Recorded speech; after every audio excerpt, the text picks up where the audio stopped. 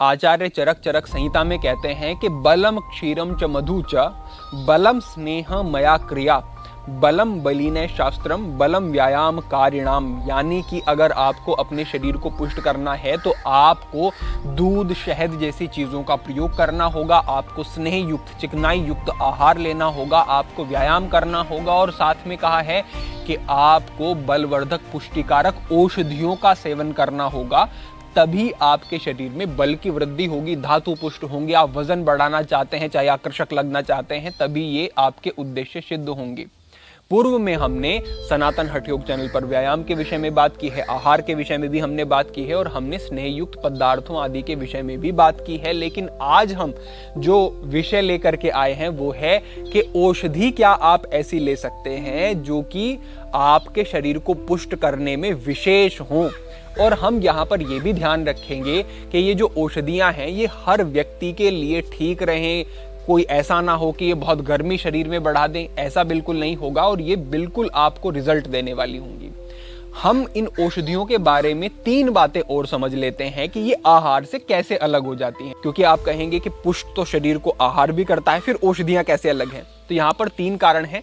सबसे पहली बात यह है कि औषधियां सूक्ष्म तलों पर कार्य करती हैं, तेजी से कार्य करती हैं, क्योंकि इनकी रासायनिक जो संरचना होती है वो इस तरीके की होती है कि ये सीधा आपके सप्त धातुओं पर कार्य करके उन्हें पुष्ट करने का काम तेजी से कर सकती हैं। दूसरे स्थान पर ये जो औषधियां हैं ये वात पित्त कफ को संतुलन करने में बड़ा ही उपयोगी कार्य करती हैं। और आप समझें कि अगर आपके शरीर में बहुत पित्त बढ़ा हुआ है, बहुत वात बढ़ा हुआ है, तो आपके शरीर का स्वभाव ऐसा हो जाता है कि शरीर पुष्ट नहीं होगा। तो ये जो औषधियां हमारी हैं ये कफ को संतुलित करेंगी, वात को पित्त को संतुलित अवस्था में लेकर के आएंगी। बढ़ा हुआ है तो उसको कम करने में ये सहायक होंगी और आपके शरीर का स्वभाव ऐसा बनेगा कि आप जो खाएंगे वो भी आपके शरीर में लगेगा और जो ये औषधियां पुष्ट करेंगी शरीर को वो अलग है।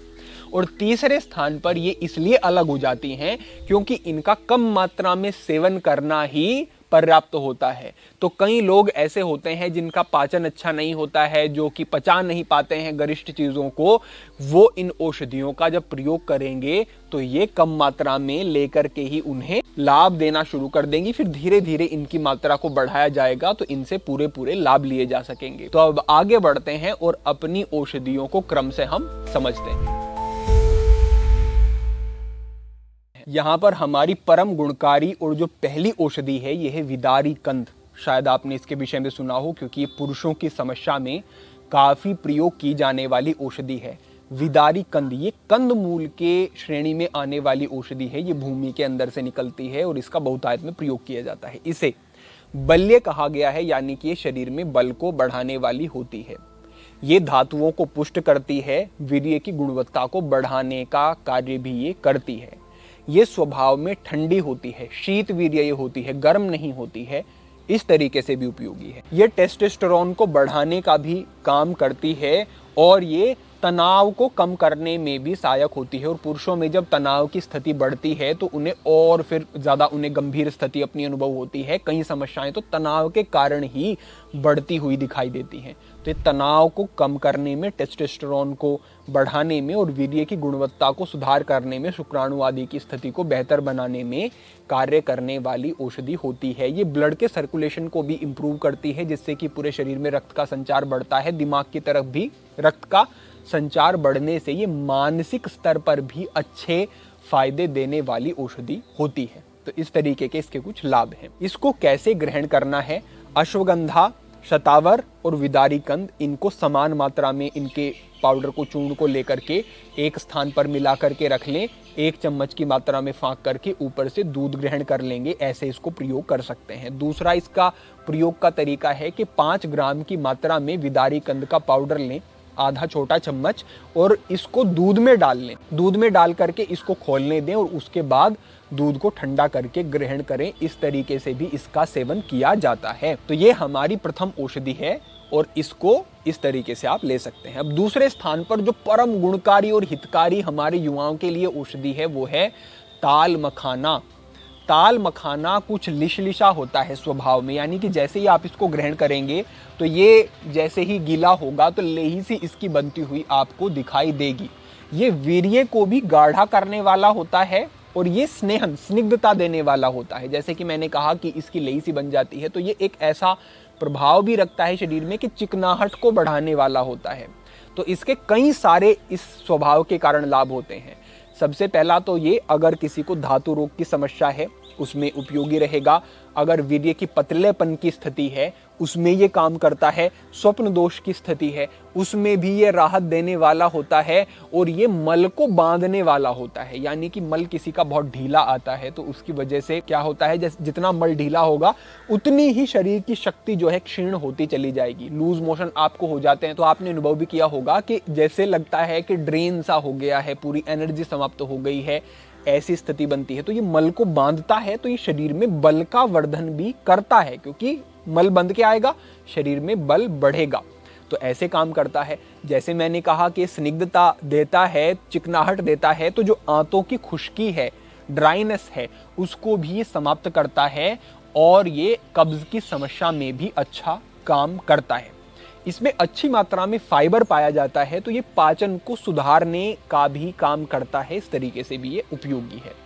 ये जो है शीत वीर्य ही होता है, यानी कि जो इसकी प्रकृति होती है वो ठंडी ही होती है, तो इसे भी बिल्कुल निश्चिंत होकर के ग्रहण किया जा सकता है। ताल मखाना में जिंक अच्छी मात्रा में पाया जाता है, ये टेस्टोस्टेरोन को भी उसके कारण बढ़ाने का काम करता है। साथ ही ताल मखाना कैल्शियम का एक अच्छा सोर्स होता है, तो ये आपकी हड्डियों के लिए, हड्डियों की मजबूती के लिए भी बड़ा अच्छा काम करता है।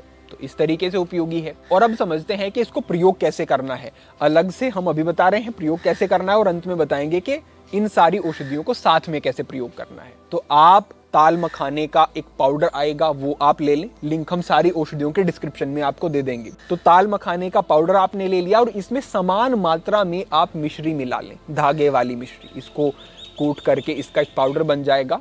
इस मिश्री को मिला लें, एक स्थान पर रख लें और इसमें से आधा चम्मच की मात्रा में ही फाँक करके ऊपर से दूध आप ग्रहण करते हैं, तो इस तरीके से इसका प्रयोग किया जा सकता है। तो जो ये ताल मखाना हुआ, ये धातुओं को पुष्ट करने वाला, वीर्य को गाढ़ा करने वाला, स्वप्न दोष की स्थिति में राहत देने वाला, और ये जो मल है आपका, अगर वो ठीक नहीं आता है उसमें कार्य करने वाला, कब्ज को भी तोड़ने वाला, इस तरीके के इसके गुण हुए। तो इस तरीके से आपने विदारी कंद और ताल मखाना, इन दो औषधियों को ठीक प्रकार से समझा और इनके गुणों को भी आपने समझा।